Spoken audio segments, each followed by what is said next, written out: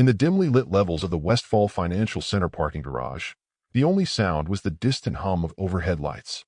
Then, a red laser glided across a cement pillar. A muted thump followed, the signature hiss of a silenced shot. Travis Beck reacted instantly. His palm sealed over Ava Langdon's crimson-painted lips as he yanked her behind a concrete column. "Don't speak," he whispered, his gaze darting across the garage. Glass shattered inches from where her head had just been. Across the open space, a dark figure paused, crouching with a parabolic microphone. Ava's pulse thundered. Her scream stayed trapped in her throat. The force behind Travis's grip wasn't cruel. It was calculated. And it saved her life. Travis Beck knew silence. At 38, he learned its weight in arid forward bases where a breath too loud could ignite a firefight. Now he taught it to his 7-year-old daughter, Nora, in their 2-bedroom unit above a corner market in East Briarwood. Each morning at 5:15, he kissed Nora's forehead before leaving for his shift at Dominion Tower, a sleek monolith of steel and glass. There, he mopped pristine lobby floors that cost more per square foot than his annual income. Once, his hands had calibrated explosives and repaired military drones. Now, they gripped buckets and janitorial carts. But the instincts remained. He could still detect a tracking device by sound, identify a tail by movement, and rebuild encrypted radios from scraps. Nora was his everything. Her mother had walked out when she was 2, leaving behind only a scribbled note and a silence that echoed louder than any explosion. Since then, Travis had rebuilt their world, bit by discipline bit. He'd taught Nora to tie combat-level knots and to doodle wildflower gardens in her sketchbook. The fridge door in their apartment displayed her universe, stick figures of her and her dad beneath big blue skies, surrounded by sons with smiling faces. Nora had inherited his dark curls and unflinching stare. But when she smiled, the world warmed by 10 degrees. Her teachers adored her, though they expressed quiet concern over her threadbare backpack and her meticulously packed lunches. 25 stories above Travis's supply closet, Ava Langdon ruled Langdon Dynamics. At 35, she was the youngest CEO in the company's turbulent history, running the empire her father, Wallace Langdon, had raised from dust and mergers. Her signature platinum bob gleamed beneath boardroom lights. Her lipstick red like a warning flare. Her wardrobe, steel-cut designer armor. Her reputation, ice-veined, but effective. Graduating magna cum laude from Columbia Business, she had resuscitated 2 near-bankrupt subsidiaries within a year. The media called her the Velvet Guillotine, beautiful, brilliant, and ruthless. A woman who could destroy a competitor with a smile. Yet every morning, Ava stared into the frosted mirror of her penthouse suite and saw her mother's eyes. Eyes that had closed permanently when Ava was just 11. Her mother's death left her with Wallace Langdon, a man who loved her with cold contracts and unrelenting standards. He raised her to be sharp, not soft. Strategic, not sentimental. Lovers came and went. Men who desired her power, her body, her name, but not her essence. That she'd learned to hide behind walls higher than any skyscraper. She and Travis shared an address, but not a world. While he warmed leftovers in a dented saucepan for Nora, Ava attended banquets in sequined gowns. While he read fairy tales from thrifted books, Ava closed multi-million-dollar deals without flinching. While he worried about broken heaters, she worried about proxy votes. They passed each other in elevators, but never in thought. He was the man in the gray work shirt. She was the woman in heels that never stopped clicking. That might have stayed true if Langdon Dynamics hadn't begun to rot from the inside. It was October, and rain rattled the 46th floor windows. The quarterly shareholder meeting had dragged past 11. Ava dismissed her assistant with a tired flick of her hand. Her bodyguard, Darius Cole, a stoic former Marine, stood by the elevator in his usual silence. The descent to the garage was unremarkable.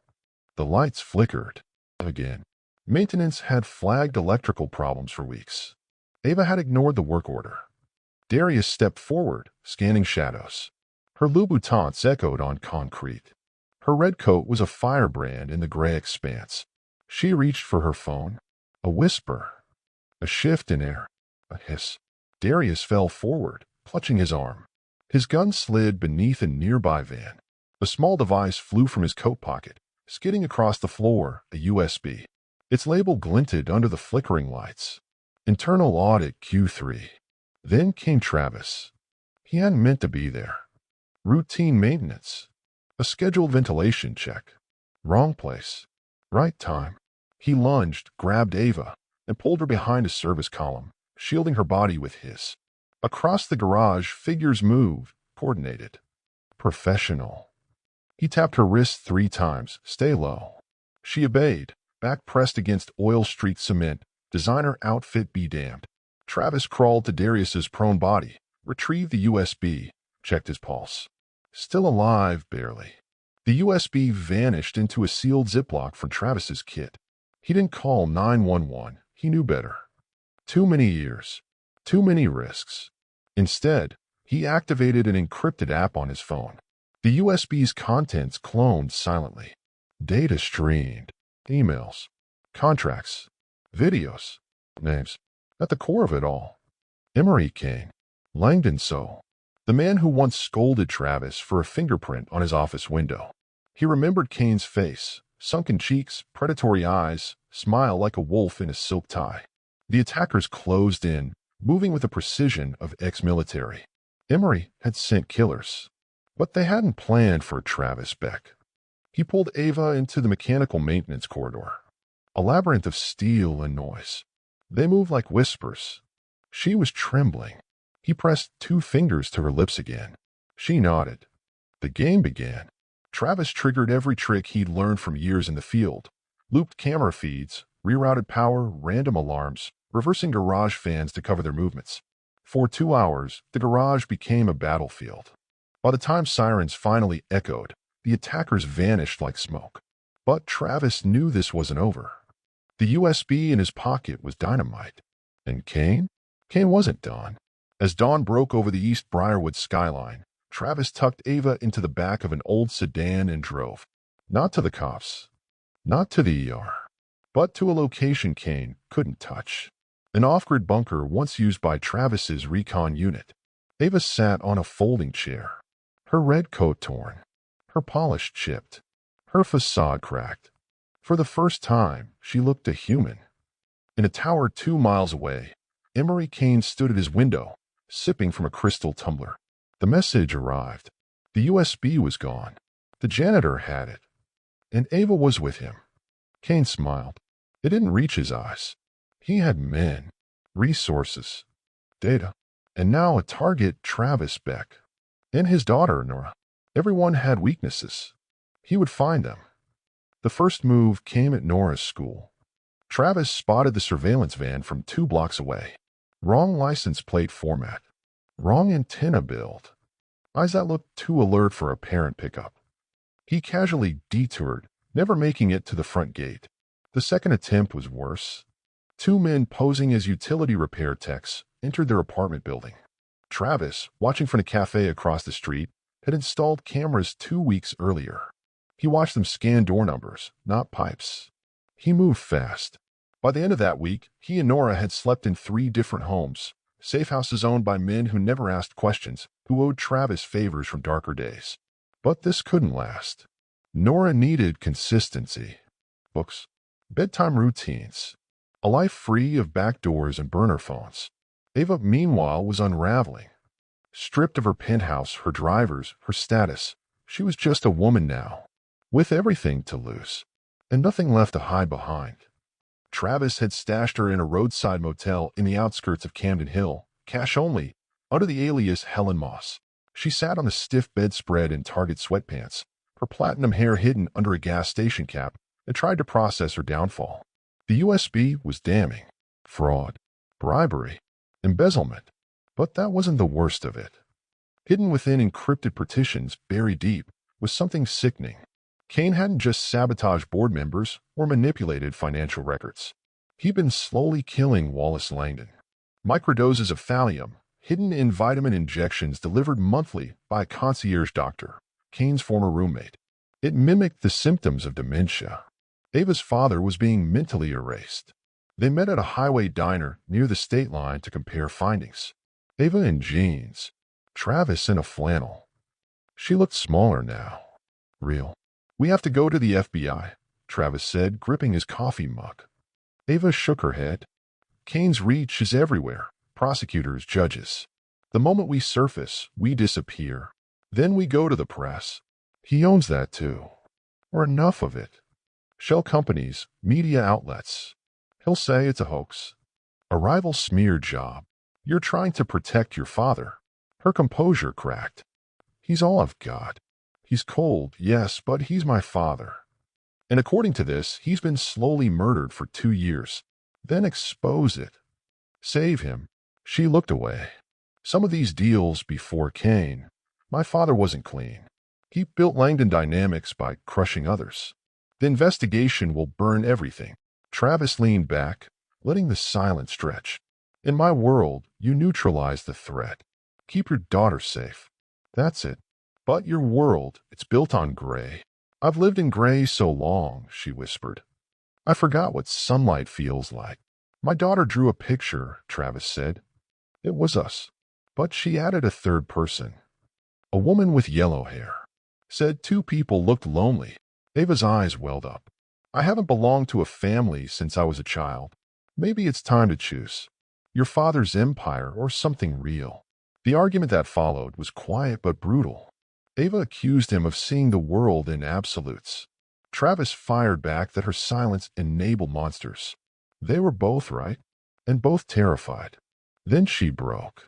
Not with words, with sobs. A 20-year freeze thawed in moments. In a booth surrounded by truckers, Ava Langdon finally let go.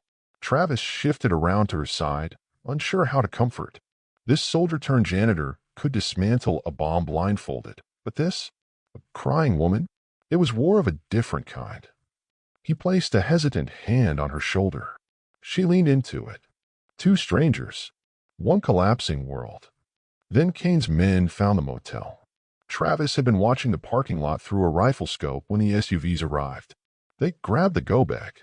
Ava scrambled barefoot through the bathroom window. Flashbangs took the door. They fled through woods to a hidden vehicle. Nora was waiting, safe at the 4th fallback location, an off-grid mountain cabin once owned by Travis's grandfather.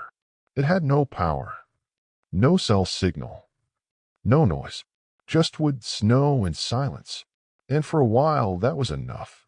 They learned to melt snow for water, chop wood, heat soup on a cast-iron stove. Ava, who once had a private chef, now split kindling and borrowed boots. Nora adapted instantly, drawing by candlelight, building snow forts, curling between them on the couch. The second night, when temperatures dropped below 0, Travis gave Nora his jacket and handed Ava his blanket. He sat by the fire in just his shirt. You're freezing, Ava whispered. I'm fine. Don't be a damn martyr. She opened her blanket. He hesitated, then joined her. They didn't speak. They didn't need to. It wasn't passion. It wasn't desperation. It was trust. That morning, Nora gave Ava a drawing. 3 people. Holding hands. Snow falling. Our family, she said. Ava's eyes shimmered. Can I keep it? I'll draw you another one with a dog. Nora beamed. But the piece cracked. Travis's phone buzzed. Encrypted alert. They'd found them. They had 6 hours, maybe. While Nora napped, Ava decrypted a hidden folder on the USB and froze. Kane hadn't just poisoned Wallace. He'd orchestrated Margaret Langdon's death 22 years ago. The brake failure. The crash off the cliff. All of it staged. To weaken Wallace. To gain control. Ava's world flipped. Her mother. The defining loss of her life wasn't fate. It was strategy. I'm going to kill him, she said. No, Travis said. We destroy him. With truth. I need to warn my father. He might be part of it. He's my father. She grabbed his phone before he could stop her. Dad, I'm safe. Kane is trying to kill me. He killed Mom. Help me. Travis's face paled. You just gave them our coordinates. Vehicles were already moving. The snow was melting. The clock was ticking. Back in the city, Wallace Langdon stared at the message. Bourbon trembling. Beside him stood his assistant, one of Kane's spies. Minutes later, Kane had the location. At dawn, the cabin was surrounded. Travis rigged the front entrance with a trap, improvised explosives, smoke, noise. He hid Ava and Nora in the root cellar. Don't speak, he warned. They're using audio scans. Nora buried herself in Ava's arms. Ava, shaking, held tight. The second wave came through the windows. Travis engaged with precision. Controlled shots. He ran out of ammo. One mercenary broke through. Travis fought, grappling, losing. The gun was raised, aimed at his chest, playing. The skillet connected. The mercenary dropped. Ava stood over him, blood on her borrowed sweater. I've never been more in love, Travis muttered. We can't stay here, she said. He nodded. I have one more place. The warehouse was a forgotten structure in the industrial edge of Briarwood, a place Travis had rigged with cameras, sensors, and cloud backups. Every inch was under surveillance. Every angle recorded. If they were going to die, the world would watch. They arrived ahead of their pursuers. Nora was hidden elsewhere, safe with Elias Ross, Travis's old commanding officer, now FBI. It was just Travis and Ava. He told her to go. She refused. Together, she said. Or not at all. Ken arrived in style. Silver gray suit. Diamond watch. Surrounded by mercenaries with military-grade weapons. He stepped into the warehouse like it was his stage. The USB, he called. Give it to me, and maybe the girl lives. Travis emerged from the shadows. The USB that shows how you murdered Margaret Langdon? How you've been poisoning Wallace? How you laundered millions? Kane's smirk faltered. No one will believe a janitor and a disgraced heiress. They will, Ava said, stepping out beside Travis. Because this is live-streamed. Right now. 50,000 viewers. Kane's expression twisted. You think I care? I own the system. Not anymore, Travis said, holding up his phone. Meet the new court of public opinion. Kane snapped. He pulled a gun, sleek, decorative, useless in real hands. And the room exploded. Gunfire. Shouts. Shrapnel. Travis moved like a ghost through cover, calling out enemy positions. Ava kept pace. She'd never held an assault rifle before that night, but she moved like someone with something worth dying for. They fought together, back to back. He'd cover, she'd advance. She'd call danger, he'd flank. Kane's army crumbled. Online, the numbers soared. 100,000. 200. Comments exploding. Kane's phone lit up. Lawyers. Board members. Politicians. All jumping ship. You've ruined me, he screamed, advancing. You ruined yourself, Ava said, bruised but unbroken. The moment you killed my mother, your fate was sealed. Kane aimed. Travis was too far. A shot rang out, but Kane collapsed. Elias Ross stepped from the shadows, gun raised. FBI agents flooded the building. Always the dramatic one, Beck, Elias called. Still throwing parties with explosives, huh? Kane was dragged away, snarling about power and influence. It was over. Wallace Langdon was arrested within hours. The poisoning had done its damage, too far gone to understand the charges. Langdon dynamics shattered. Ava lost everything. The board ousted her. Her assets froze. Her name, once spoken with fear and awe, now whispered with scandal. She stood outside the tower that bore her family name, watching as workers peeled off the brass letters from the entrance. Travis found her there at sunset. You okay? She laughed bitterly. I'm nobody now. No title. No apartment. No power. You're wrong. He took her hand. You're the woman who fought, who protected a child, who chose truth. That's everything. They walked away together. 6 months later, spring in Vermont. Travis worked maintenance again, this time at Nora's school. Less money, but more life. He had lunch with his daughter, helped with science projects, built garden beds in their modest backyard. They had peace. No more running. No more fear. Ava disappeared after the trial.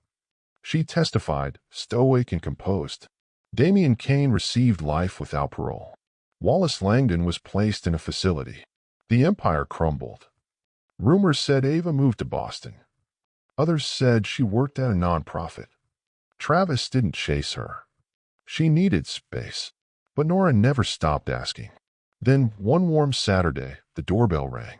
Ava stood there, hair now honey brown, face softer, wearing jeans and a white blouse. "Hi," she said. Before Travis could reply, Nora launched forward, hugging her waist. "You came back," she squealed. "I knew you would." They had a picnic. Nora talked about school, about a neighbor's cat, about her garden. Ava had brought a kite, butterfly patterned. They watched it rise into the sky. Travis and Ava sat close on the blanket. No grand words, no declarations, just presence. "I work at a shelter now," Ava said, "helping women escape dangerous people. I use everything I learned, but for good." "You look lighter," Travis said. "I'm lighter. But real." Nora called for help. The kite string had tangled. Ava helped untangle it, teaching her about lift and wind and angles, her fingers gentle on Nora's. When the kite soared again, Nora laughed so loud that birds scattered from nearby trees. Ava returned, sitting beside Travis again. Closer this time. "She's extraordinary," Ava whispered. "You've raised someone amazing. She likes you. I love her." She paused, then added, "I love both of you." Travis looked at her. Not the CEO, not the heiress, just Ava. He didn't speak. He took her hand. They watched the kite rise higher, a splash of color against the blue. A family, not by blood, but by choice. Sometimes the most powerful love stories don't begin with roses or rings. Sometimes they begin in silence, with a red laser, panic breath, and a crayon drawing of a family that didn't exist until it did. If you believe in quiet heroes, brave little girls, and love that rises from wreckage, share this story. Sometimes the strongest words are never spoken, but lived. Soul Chronicles.